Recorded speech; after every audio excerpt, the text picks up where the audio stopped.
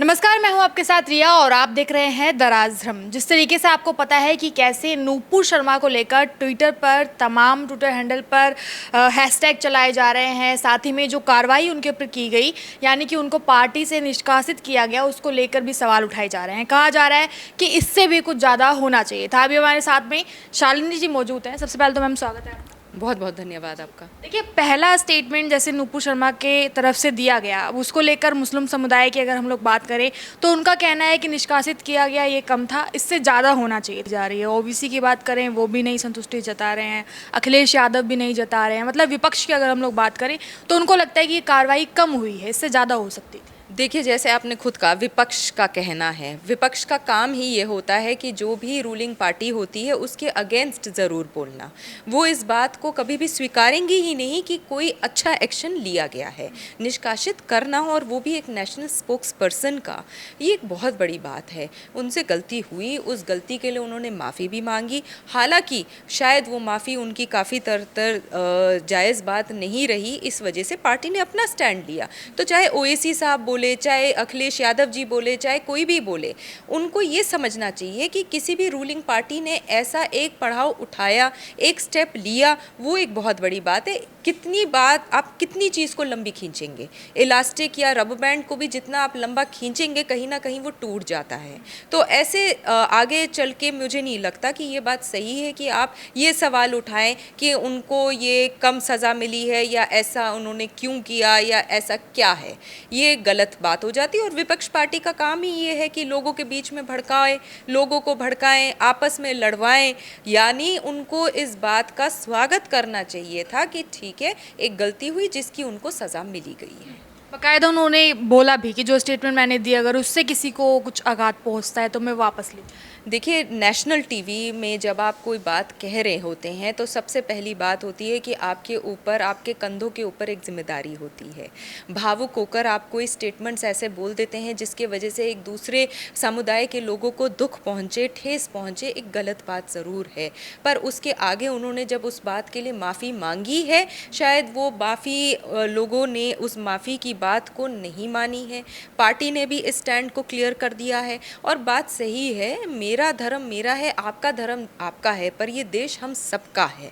देश किसी एक का नहीं है, किसी एक धर्म का नहीं है। और हम मुस्लिम राष्ट्रीय मंच में भी यही बात मानते हैं कि जैसे कुरान में लिखा गया है, लकुम दीनकुम वलिय दीन, माने my religion is what it is to me, your religion is what it is to you.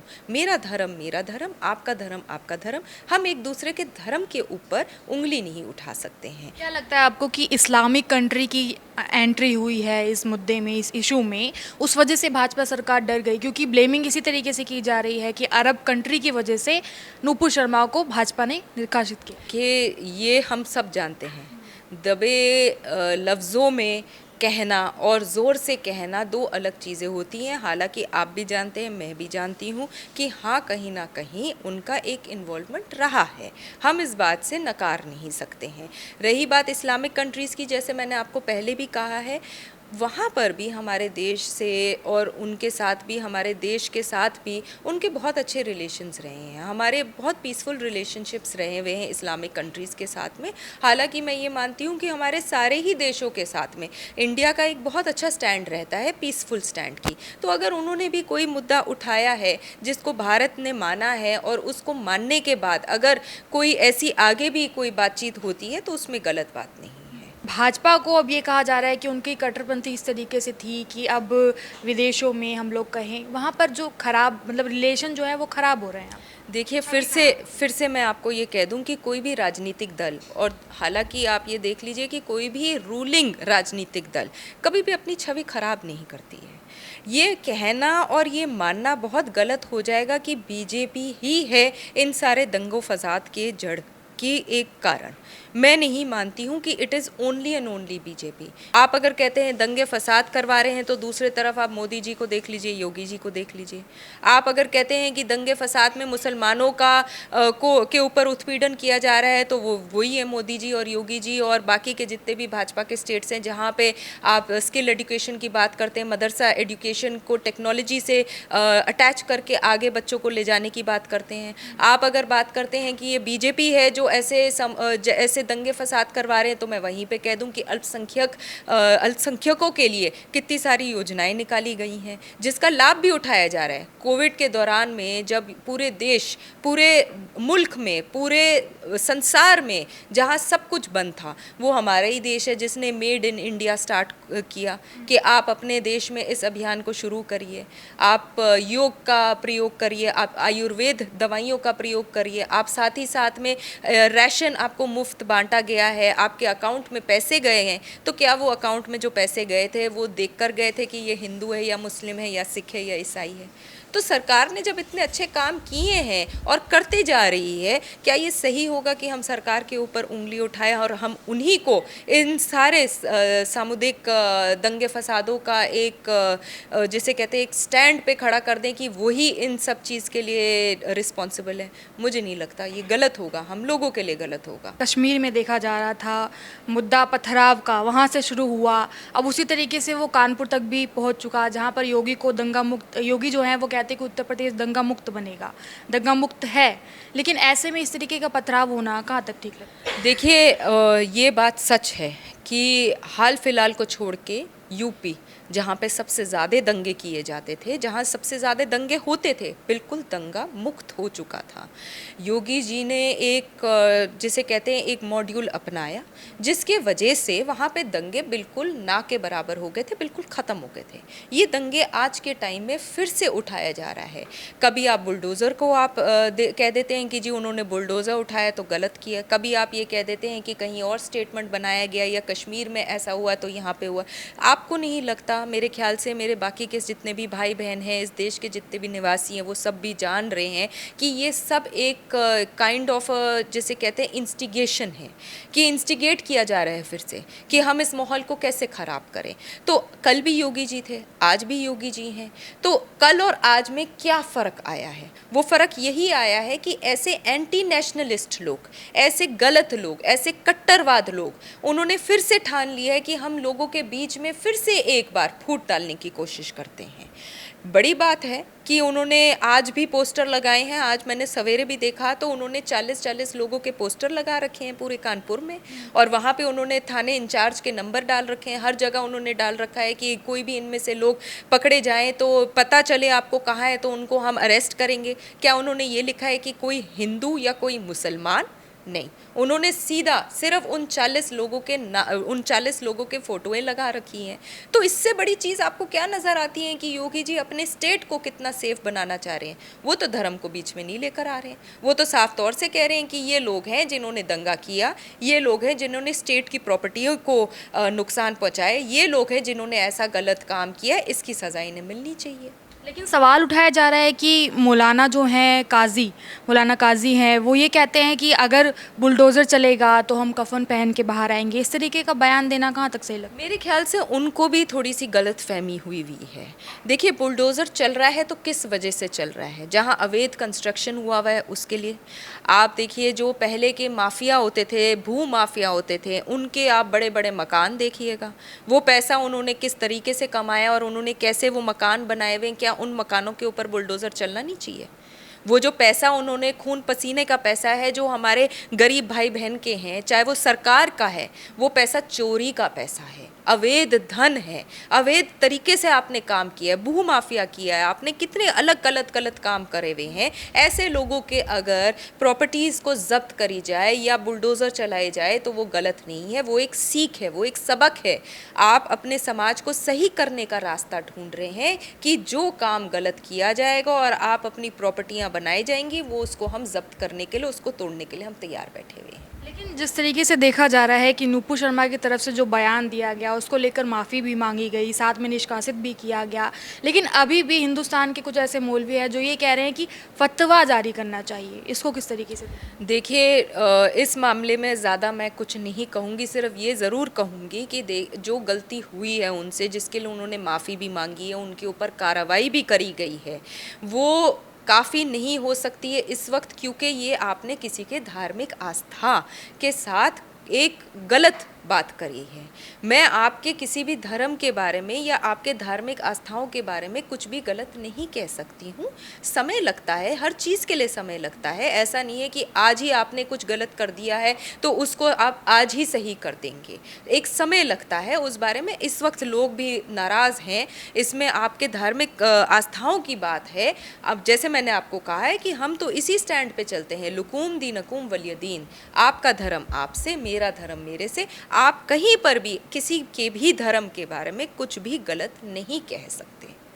अच्छा, एक सवाल ये है आपसे कि बार बार पथराव की तस्वीरें सामने आना संयोग तो नहीं हो सकता, तो किसी तरीके का कोई प्रयोग किया जा रहा है राजनीतिक पार्टियों की तरफ से या विपक्ष की तरफ से या फिर अंतर्राष्ट्रीय अगर हम लोग बात करें उनकी तरफ से? देखिए, विपक्षी दलों का तो काम, जैसे अभी भी मैंने आपसे कहा है, विपक्षी दलों का काम रहा ही है कि वो लोगों को भड़काए। देखिए, इसीलिए वो विपक्षी दल हैं, वो पावर में नहीं है। जो लोग पावर में हैं वो अपना काम कर रहे हैं, सरकार अपना काम कर रही है, चाहे वो लोगों के लिए योजनाएं लेकर आने के लिए। तो विपक्षी दलों का ही काम ये होता है कि वो लोगों को भड़काते हैं, लोगों के बीच में एक बीज डाल देते हैं। वो बीज कब बड़ा होकर एक पेड़ बनना शुरू कर देता है और लोगों के बीच में एक दरार खड़ा कर देता है, उसी से ये दंगे फसाद शुरू होते हैं। इन दंगे फसादों को ख़त्म करने का तरीका भी यही है कि लोगों के बीच में ये बात जाए कि आपको किसी की कहने की, सुनने की ज़रूरत नहीं है। व्हाट्सएप फॉरवर्ड्स के बारे में नहीं जाना चाहिए, ख़ास तौर से सोशल मीडिया और प्रिंट मीडिया, एडवर्टाइजिंग में, हर जगह आप लोगों के ऊपर भी एक जिम्मेदारी आती है कि आप भी लोगों से बार बार यही एक प्रार्थना करें कि उनको सुनी सुनाई बातों पे विश्वास नहीं करना चाहिए। उनको अपने घर की, अगर आप अपने घर की सुरक्षा के लिए आगे बढ़ रहे हैं तो ये देश भी आप ही का घर है। इस पूरे देश की सुरक्षा आपके सर के ऊपर है। आप, आपके बच्चे, आपके आने वाले बच्चे, सब के सब इसी देश के निवासी हैं और सब यहाँ पे अमन और चैन से आराम से जी सकते हैं। तो एक स्टेटमेंट राहुल गांधी की तरफ से भी है, वो ये कह रहे हैं बार बार कि भाजपा सरकार की जो ये कट्टरपंथी देखी जाती है धर्म को लेकर, वो आज अंतर्राष्ट्रीय स्तर पर देखे तो शर्मिंदा कर रही है, क्योंकि जब भारत अंदर से कमज़ोर होता है तो वो बाहर से भी कमज़ोर हो जाता है। राहुल गांधी जी को ये बात ज़रूर याद रखनी चाहिए, क्योंकि बीजेपी ने अपना स्टैंड क्लियर करके ये ख़ास तौर से अपने चिट्ठी में भी लिखा है कि वो नुपुर शर्मा जी के किसी भी कहे हुए बयान के ऊपर सपोर्ट नहीं करते हैं। भाजपा सरकार इस वक्त सिर्फ सरकार नहीं है, वो इतने सारे स्टेट्स को चला रही है जहाँ पे किसी भी मुसलमान को, किसी भी हिंदू को, सिख को और ईसाई को ऐसा कोई मूल भाव नहीं फील हो रहा है कि वो इस देश के निवासी नहीं है। रही बात उनका ये कहना कि नहीं भाजपा सरकार ही है जो दंगे फसाद करवा रही है, तो फिर से मैं कहूँगी विपक्षी दल हैं, उन्हें स्वागत करना चाहिए था। उन्हें ये इस बात का स्वागत करना चाहिए था कि रूलिंग पार्टी जो है, जो सरकार है, उन्होंने इस बात को माना और इस बात को मानते हुए एक मेंबर को, जो नेशनल स्पोक्स पर्सन है, उनको निष्कासित किया।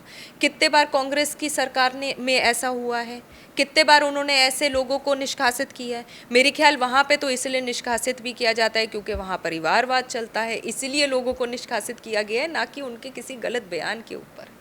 तो क्या लगता है कि यूपी में जो इस समय देखा गया, कानपुर में कश्मीर बनाने की पूरी पूरी साजिश थी उसको? आप इस बात को ये इस तरीके से अगर आप पोर्ट्रे कर रही हैं तो मैं आपको ये कह दूं कि कश्मीर में जो दिक्कतें आई थी वो दिक्कतें सिर्फ़ और सिर्फ सामुदायिक वजह से नहीं थी। वहाँ धर्म को लेकर इतना बड़ा बवाल नहीं बन रहा था, वहाँ पे बॉर्डर के ऊपर भी एक बवाल था जिसके वजह से वो कश्मीर बनना शुरू हो गया था। कश्मीर कल भी हमारा था, आज भी हमारा है, आगे भी हमारा रहेगा। वहाँ पे धर्म की कोई लड़ाई इस तरीके से नहीं हुई है।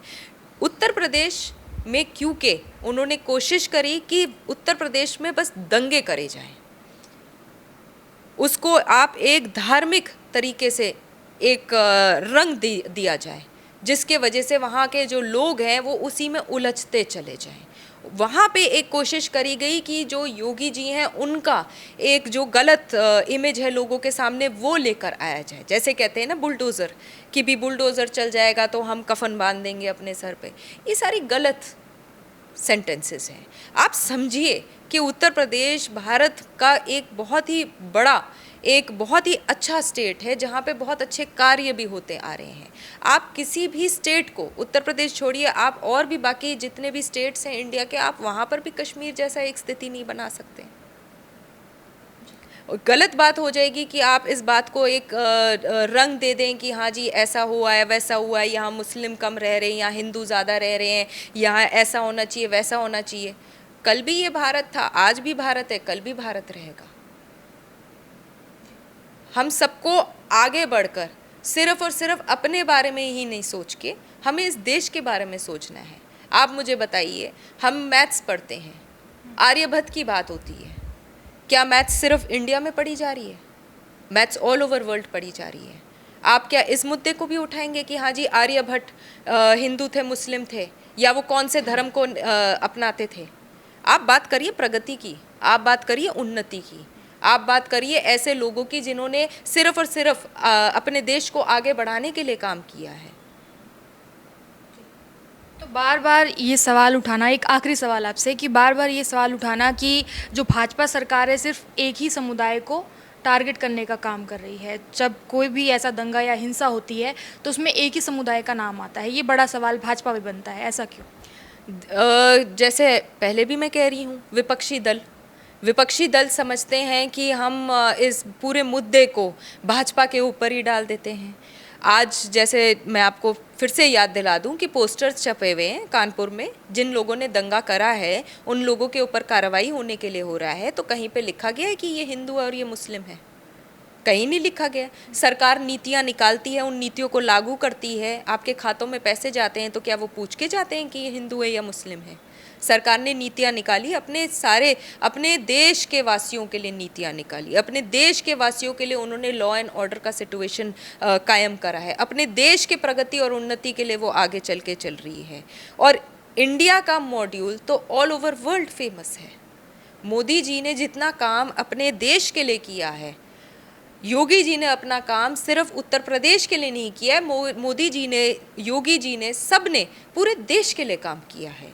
तो विपक्षी दलों का जो काम है वो यही है कि वो ऐसे अफवाहों को फैलाएं, लोगों के बीच में एक भय का एक माहौल बनाए और साथ ही साथ में दंगे फसादों को राइज करने का मौका दें। तो पथराव का ये सिलसिला कब तक बंद हो पाएगा, आपको क्या? मेरे ख्याल से ये तो बहुत ही जल्द बंद हो जाना चाहिए, और उसकी कार्रवाई करने के लिए जो आज के टाइम पे स्टेप लिया जा रहा है, जो प्रशासन स्टेप ले रही है, उसी से आगे जो लोग हैं वो भी इसी से डरेंगे। इसीलिए तो कहते हैं कि बुलडोज़र लाना बहुत ज़रूरी है, पुलिस की कार्रवाई होनी बहुत ज़रूरी है। ये सारी चीज़ें इसलिए ज़रूरी है क्योंकि हमें लगती बहुत सख्त होंगी, पर अगर अपने देश को आगे हमें बढ़ाकर उस देश का लॉ एंड ऑर्डर सिस्टम को आगे बढ़ाना है तो उसके लिए ये ज़्यादा ज़रूरी है। और साथ ही साथ को लोग, अपने समाज के लोगों को समझना भी होगा कि हमें इन सारी चीज़ों से दूर रहना है।